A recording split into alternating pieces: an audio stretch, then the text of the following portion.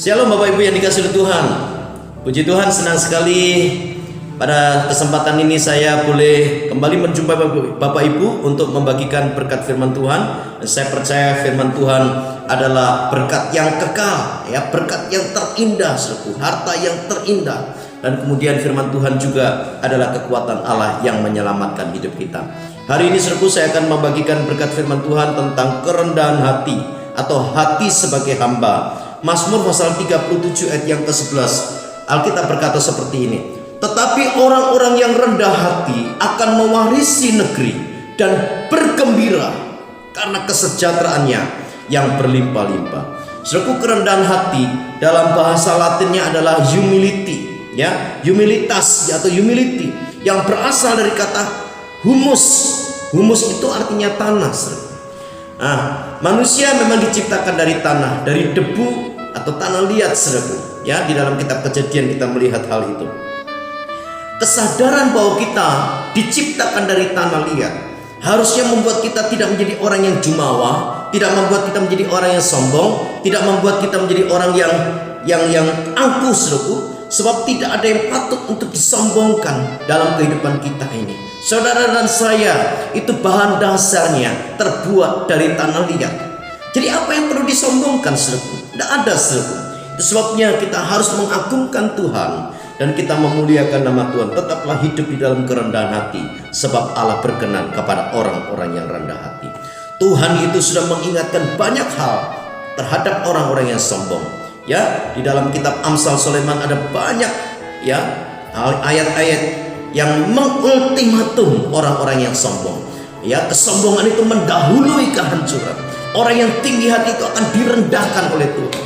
Saudaraku yang dikasihi oleh Tuhan, mari kita meneladani Yesus, ya, yang kerendahan hatinya itu luar biasa. Dia adalah Allah yang sempurna. Itu sebabnya kita mau belajar kepada Yesus, ya, teladan kerendahan hati yang paling sempurna. Ya, apa itu kerendahan hati, saudaraku?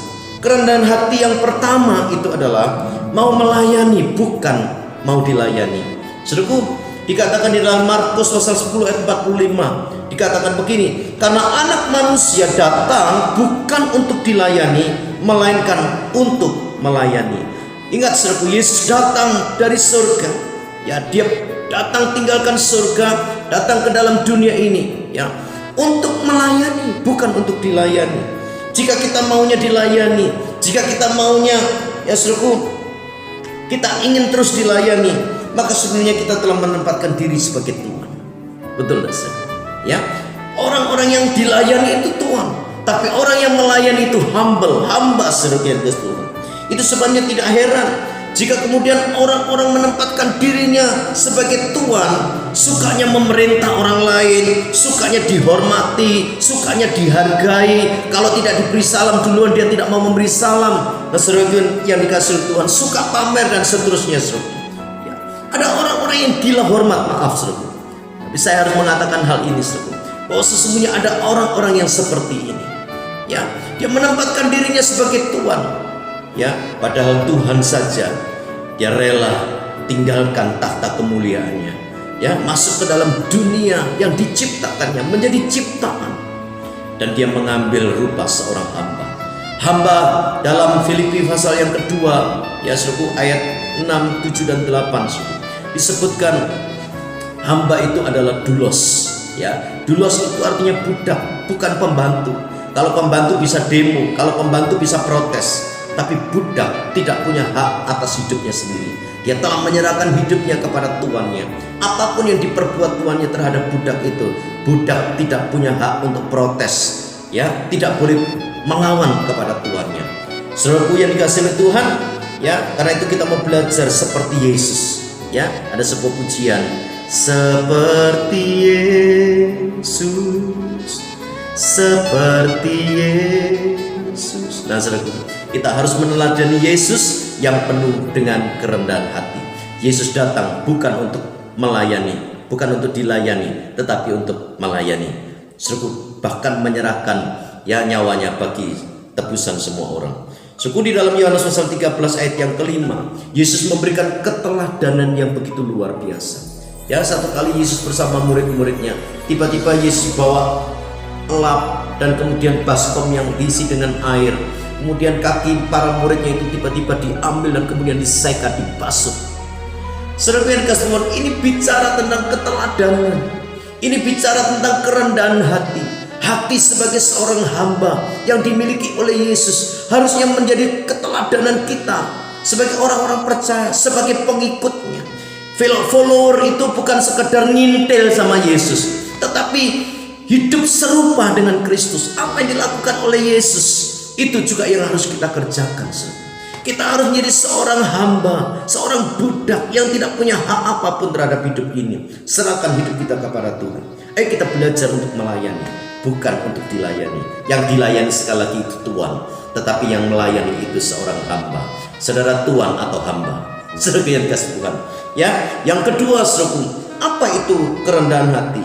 Yang kedua, orang yang rendah hati itu tidak mempertahankan kesetaraannya, ya saudaraku, dengan Allah. Filipi pasal 2 ayat yang ke-6. Mari kita akan melihat, saudaraku, Filipi pasal 2 ayat yang ke-6.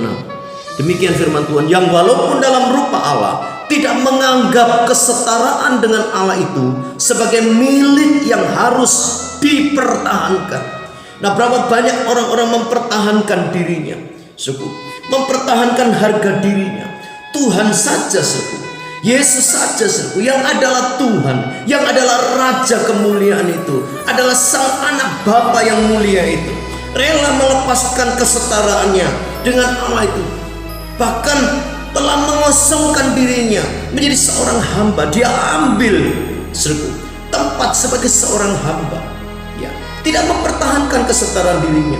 Tapi kok ada manusia yang saya juga heran, kenapa ada manusia yang begitu kekeh mempertahankan harga dirinya, ya, tidak mau mengosongkan dirinya, tidak mau tidak mau melepas, ya, semua harga dirinya itu dipertahankan sedemikian rupa. Padahal kerendahan hati itu berbicara tentang berani melepaskan kesetaraannya, ya, harga dirinya. Suku, jika ada orang merasa tidak dihormati, ya marah. Jika dirinya tidak disapa lebih dulu, dia marah. Gak mau menyapa orang lain, tapi maunya disapa lebih dahulu. Itu bukan kerendahan hati, itu kesombongan diri, itu keangkuhan hidup. Tuhan benci dengan orang-orang yang semacam ini.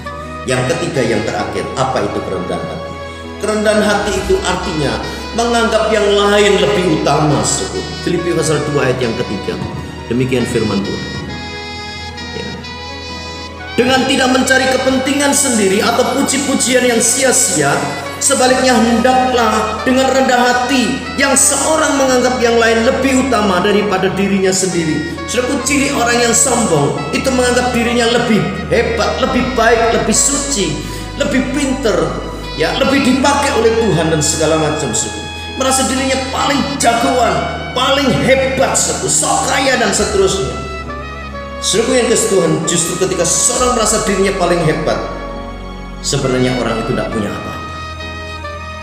Kalau orang merasa dirinya yang terhebat, merasa paling pintar, sok suci, paling hebat, paling benar, sebenarnya dirinya itu tidak punya apa-apa. Itu kejatuhan yang dalam, ya. Ciri orang yang rendah hati itu menganggap orang lain lebih utama, menganggap orang lain yang paling hebat, ya. Saya ini tidak ada apa-apanya. Itu kerendahan hati. Orang yang rendah hati itu menganggap orang lain itu lebih pintar. Saudara yang dikasihi Tuhan, ayo kita mau belajar kerendahan hati. Ya, saudaraku, saya mau ingatkan sekali lagi sebagai kesimpulan, kerendahan hati itu yang pertama, melayani bukan dilayani. Berhenti menjadi tuan, sebab yang sesungguhnya Tuhan yang sesungguhnya adalah Tuhan Yesus sendiri. Ya, jangan merebut tahtanya Tuhan, jangan merebut, saudaraku, posisi Tuhan sebagai Tuhan. Kita ini cuma hamba, kita ini cuma budak, kita ini adalah doulos yang tidak punya hak atas hidup kita sendiri. Ya, yang kedua, ya, kerendahan hati itu bicara tentang tidak mempertahankan kesetaraan, ya, atau tidak mempertahankan harga diri. Ya, buang semua harga diri. Saudara yang dikasihi Tuhan, yang ketiga, ya, kerendahan hati itu menganggap orang lain itu lebih utama, lebih pintar, lebih hebat, ya seluruh daripada diriku sendiri. Tuhan Yesus memberkati kita semuanya. Tetaplah jaga hidupmu dalam kerendahan hati. Allah berkenan kepada orang-orang yang semacam ini. Amin.